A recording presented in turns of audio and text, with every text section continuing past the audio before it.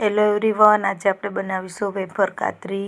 ઉનાળાની સિઝન આવતા નવા બટેકા આવે છે અને નવા બટેકાની વેફર એકદમ સરસ બનીને રેડી થાય છે. આપણે આને સ્ટોર કરી શકીએ છીએ આવતા સમર સુધી.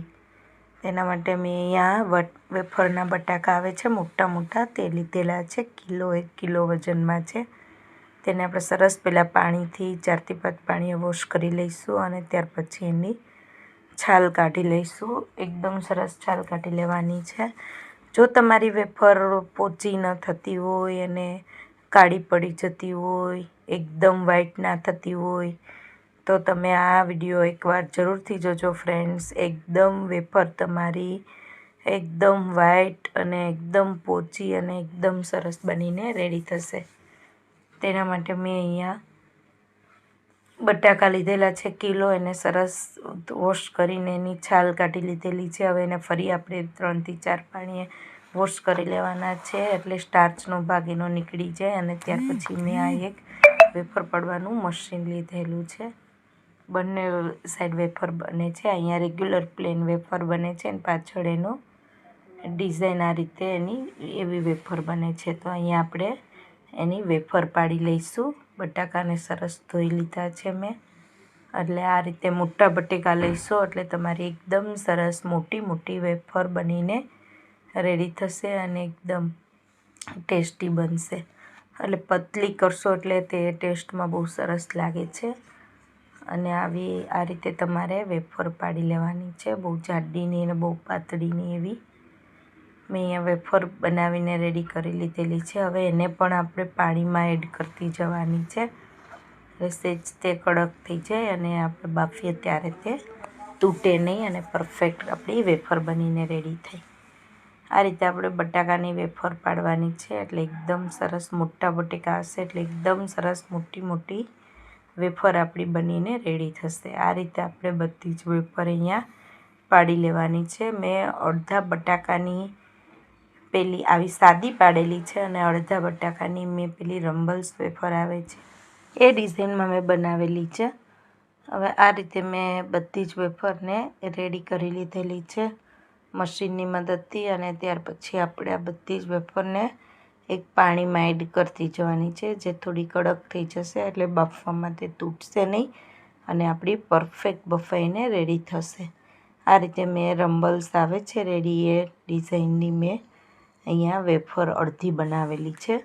આ બધી પ્લેન વેફર અને આ ડિઝાઇનવાળી બધી જ વેફરને મેં અહીંયા એક પાણીનું બાઉલ લીધેલું છે, તેની અંદર એડ કરી દીધેલી છે અને એને આપણે 4 થી 5 પાણીએ વોશ કરી લેવાની છે.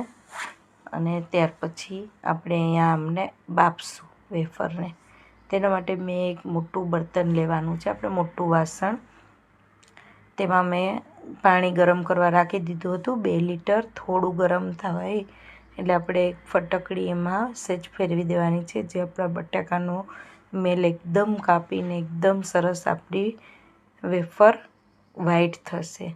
સહેજ ફટકડી એમાં અંદર ફેરવી દેવાની છે અને ત્યાર પછી આપણો પાણીનો હલકો કલર ચેન્જ થાય છે, તમે જોઈ શકો છો.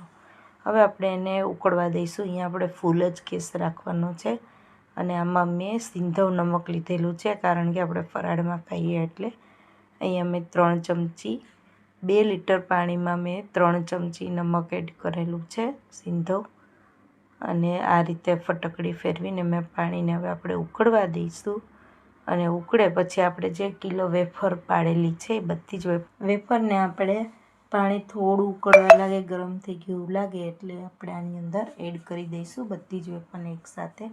1 કિલો મેં બટાકાની વેફર બાફવા માટે મેં અહીંયા 2 લીટર પાણી લીધેલું છે અને એમાં મેં 3 ચમચી સિંધવ નમક એડ કરેલું છે.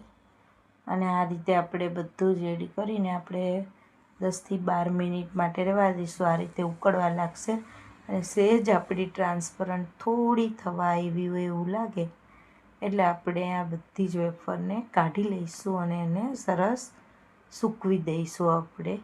તમે આમાં જોઈ શકો છો કે થોડી ટ્રાન્સપરન્ટ થઈ ગઈ છે મારી આ વેફર, એટલે મેં કાઢી લીધેલી છે. આ રીતે આપણે બધી જ વેફરને ઝારાની મદદથી બહાર કાઢી લઈશું અને ત્યાર પછી આપણે આ વેફરને બધી જ વેફરને સૂકવવાની છે. તમે ફ્લેટમાં રહેતા હોય તો તમે સાંજે બનાવીને આખી રાત તમે ફેન ઓન રાખશો એટલે સવાર થશે ત્યાં સુકાઈ જાય. ત્યાર પછી આપણે આ વેફરને બધી થોડી વાર તડકે રાખવાની છે, 1 2 કલાક માટે. 2 દિવસ રાખીશો એટલે તમારી વેફર એકદમ પરફેક્ટ સુકાઈને ક્રન્ચી થઈ જશે. અને તમે આ રીતે આ વેફરની પાણી નીકળી જાય આપણા ઝારામાંથી એટલે અહીંયા આપણે તડકામાં પણ સીધી સૂકવી શકો છો. સવારે 10 વાગે સૂકવશો તો સાંજે 6 વાગે તો આપણી વેફર સરસ સુકાઈ જાય છે તાપમાં. ત્યાર પછી એકાદ દિવસ વધારે તાપ આપીને એકદમ સરસ આવી ક્રિસ્પી કરી લેવાની છે. તમે આમાં જોઈ શકો છો એવી સરસ થઈ જશે ક્રન્ચી. હવે આપણે આ વેફરને ફ્રાય કરી શકીએ છીએ. મેં અહીંયા એક કઢાઈમાં તેલ ગરમ કરવા રાખેલું છે. તેલ ગરમ થાય એટલે મેં એની અંદર આપણે પૂરી તળાય એવું તેલ ગરમ કરવાનું છે. અને ત્યાર પછી આપણે વેફર આની અંદર એડ કરી દેવાની છે અને આ રીતે આપણે વેફરને ફ્રાય કરવાની છે. તમે જોઈ શકો છો બહુ ધુમાડા કાઢે એવું તેલ કરશો તો તમારી વેફર લાલ થઈ જશે ફ્રેન્ડ. એટલે તમારે આ રીતના તેલ રાખવાનું છે. બહુ ધુમાડા કાઢે એવું તેલ નથી રાખવાનું. તમારી એકદમ પરફેક્ટ અહીંયા વ્હાઈટ વેફર બનીને રેડી થશે. અને ફ્રેન્ડ્સ, આ રેસીપી સારી લાગે તો મારી ચેનલને જરૂરથી લાઇક, સબસ્ક્રાઈબ અને શેર કરજો.